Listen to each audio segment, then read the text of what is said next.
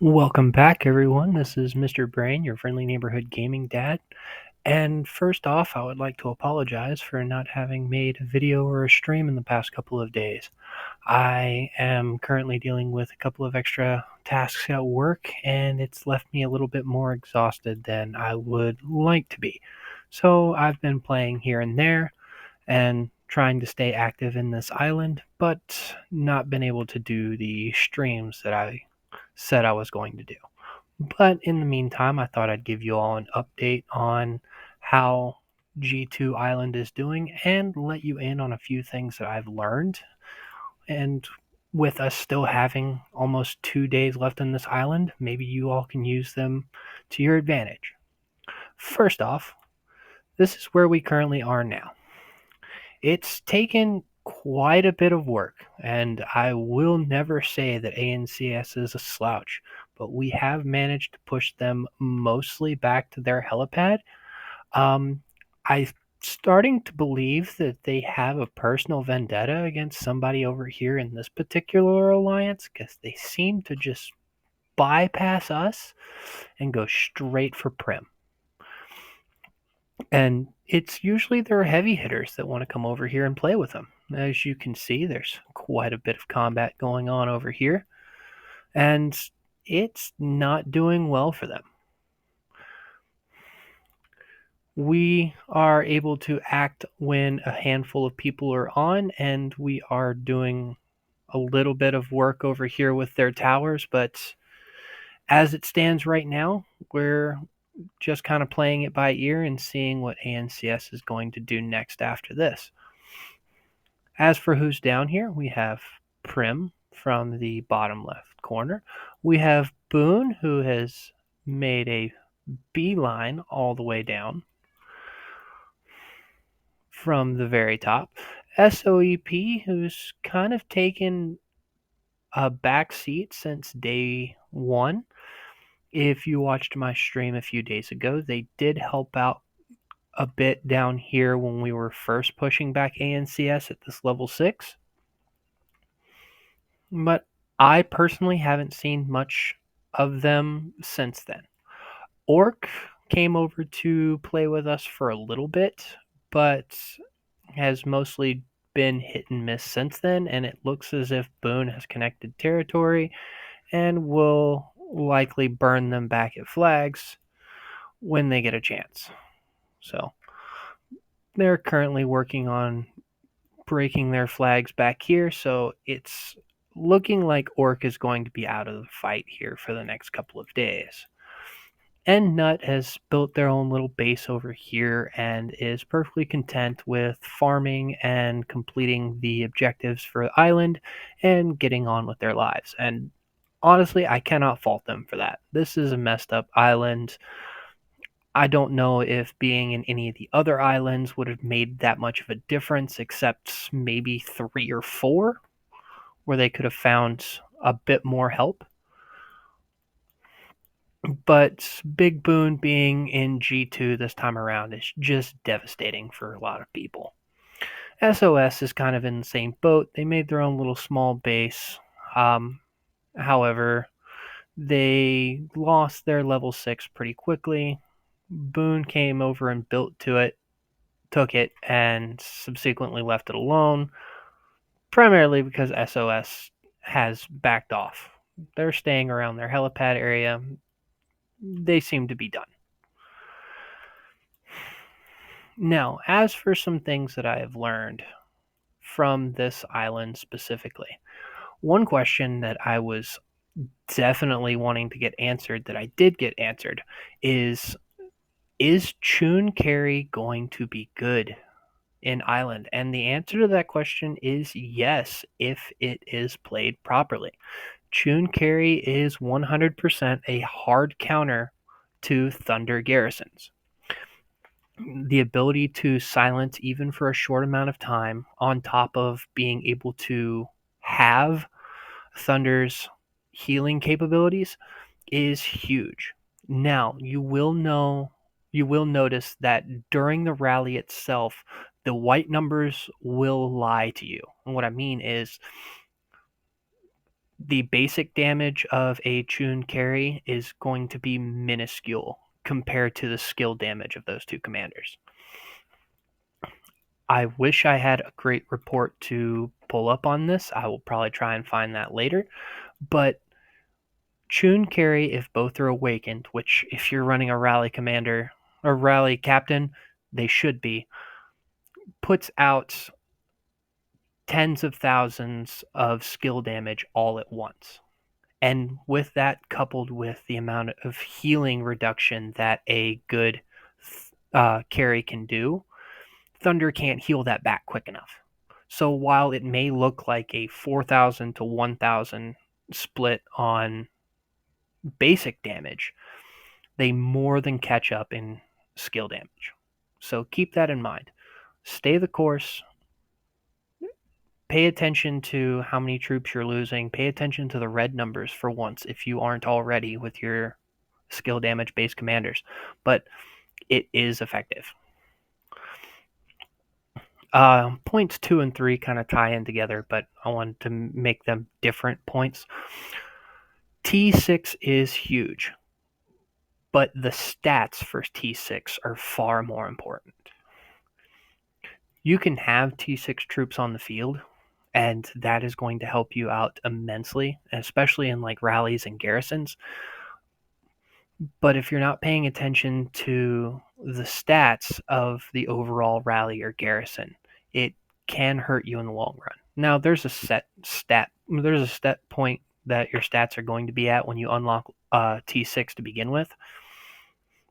But just know that the difference between T5 and T6 isn't game breaking if you have the stats caught up.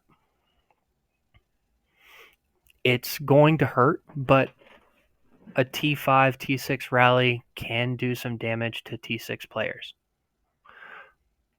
The best way that they can do that is to be coordinated. Make sure that your strongest person is leading the garrison, leading those rallies. You can have all the T6 that you want. If you have a T5 stat person leading the rally or leading the garrison, it's just going to crumble. It's going to be great for people to watch. It can help even out the pay gap between lower rank players and higher rank players if you've got a team that's coordinated and doesn't make game breaking mistakes. And the last one, and maybe you all have seen my stream by this point, money. People know who I'm talking about like this, and I know some people are going to laugh. Money does not buy you a brain. You can have all the troops in the world. You can have all of the money in your wallet, but it does not buy you a brain. If you're not using those troops properly, if you're not playing the game the way it was meant to be played, you're going to get beaten. Now, you're going to be able to rebuild. Don't get me wrong. And it's going to be frustrating. But don't assume that you're better than other people just because you have money. Now, there are people who know who I'm talking about, and there's people who know I'm not talking about them. Hopefully, I don't have to name any names to make this point. You can watch my stream from a couple of days ago to see what I might be talking about on that in that respect. Just if you have money, make it a point to know how to use it. Learn from people who might be weaker than yourself, who have had to figure out how the game functions so that you can take those same exploits only with more power behind your attacks. Sorry for this deviation. 300, why are you killing zombies right next to their towers? I digress. Anyways, I'm going to spend the next couple of minutes looking around at some of the other islands. If you would like to cut off at this point of the video, I perfectly understand. I am simply curious about how other alliances are doing in other islands. So let's first go take a look at G1, who's got some heavy hitters like HMB, RPG. Interested to see how Fox, Doom, and Ven are doing. So let's go take a look. Right off the bat, we have a main contender here at the level 8, which is, of course, HNB. On the far side of that, RPG appears to be setting up around the 8 as well, and this has probably just been a walk in the park for them, those two. If I remember correctly, they planned on being allies from the very beginning, so anyone that was not going to be a part of this appears not to have been allowed to play. Ven has been backed up to their helipad. HNB has built all the way across the map. Fox Zero appears to be lined up to take this level 7. AC-18 has their 6, so they're not dead last. HOT, that feels personal. I mean, I know ANCS versus Prim was personal, but to completely circle the helipad seems like you're just trying to make a statement. And Fox 1 seems perfectly content to stay back here, which not surprising for Fox. They're probably helping out on the field, but that's the extent of what they needed to do. So it appears as if G1 is complete. It's just 2 days early. So with that, I also want to check out G3 and see how they're doing.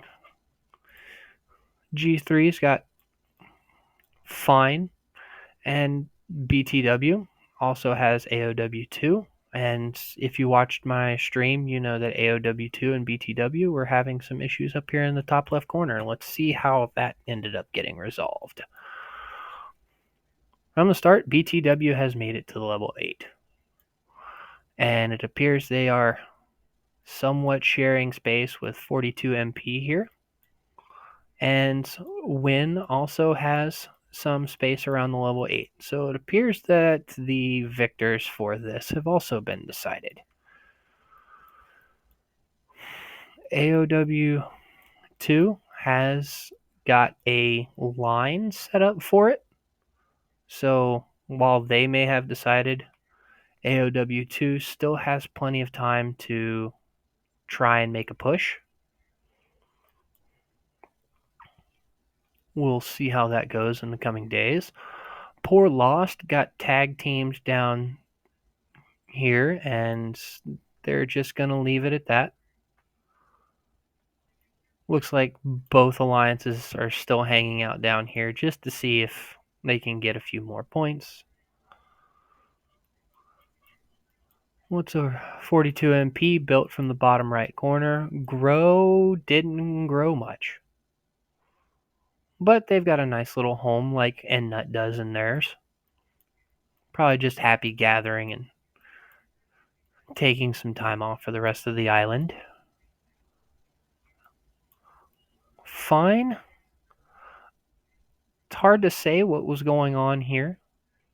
Fine has taken the level 7, and if BTW wanted to take it back from him, I don't know if it would be that difficult for them to do. So I'm wondering if Fine is working off of an arrangement to go take some additional points somewhere, maybe that level 7. But again, it's kind of hard to say. It appears that they're set up to take the level 7 and win and not lose any of their territory. So they probably have a ranking system set out for that. But you never know what AOW is going to do. And with that, I'm not going to talk your ear off for too much longer. I wanted to give you all a little bit of content before it got towards the end of Island and everything was completely decided. But I will try and stream tomorrow when I get a chance. It's the weekend. Hopefully I can enjoy myself a little bit, but I do have kids. I do have some obligations to take care of. But with that, this is Mr. Brain, your friendly neighborhood gaming dad, signing